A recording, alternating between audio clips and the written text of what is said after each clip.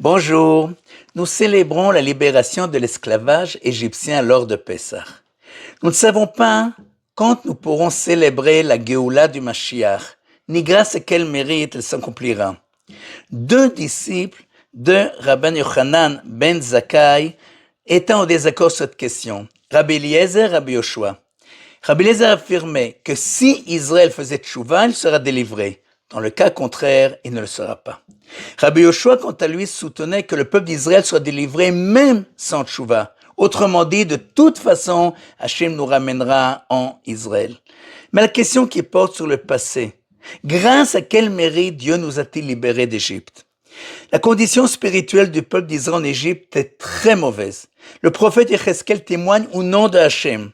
Ce jour-là, je levai la main vers eux pour les faire sortir du pays d'Égypte et je leur dis, rejetez les abominations et ne vous souillez pas avec les idoles d'Égypte. Mais ils se rebellèrent contre moi et ne m'écoutèrent pas. Et j'ai pensé à déverser ma colère sur eux et à les consumer au pays d'Égypte.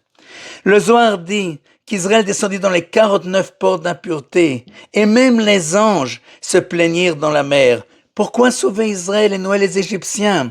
Il n'y a aucune différence entre eux. Ceux-ci et ceux-là sont des idolâtres. Même les anges, dotés d'une vision profonde et perçante, ne virent aucune vertu en Israël. Alors, pourquoi vous n'ont été libérés? Il est écrit au début du livre de Shemot. Et son nombreux jour où le roi d'Égypte mourut, les enfants d'Israël gémirent à cause de leur servitude et crièrent, et leurs cris montèrent vers Hachem. Quel est le sens du verset lorsqu'il dit « ils crièrent » ? Le Ramban explique que cela signifie qu'ils prièrent vraiment, comme il le déduit de la suite du verset, ils élevèrent leurs cris vers Dieu.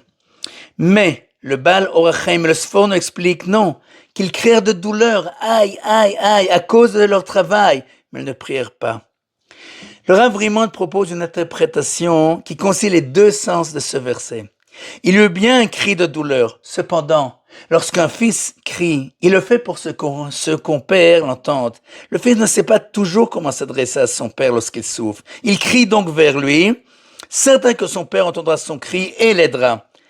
Les Israélites crièrent de douleur, mais la simple capacité de crier naturellement vers Dieu, par la foi qu'il entend les cris, est en soi un grand privilège grâce auquel ils furent rachetés, même sans prière formelle. Et leurs cris montèrent vers Dieu. Qu'il s'agisse d'une prière ou d'un cri de douleur, le verset se termine et Dieu entendit leurs cris. Nous sommes certains qu'aujourd'hui aussi, Hachem entendra tout notre cri et toute notre prière et nous accordera bientôt la Géoula Shlema.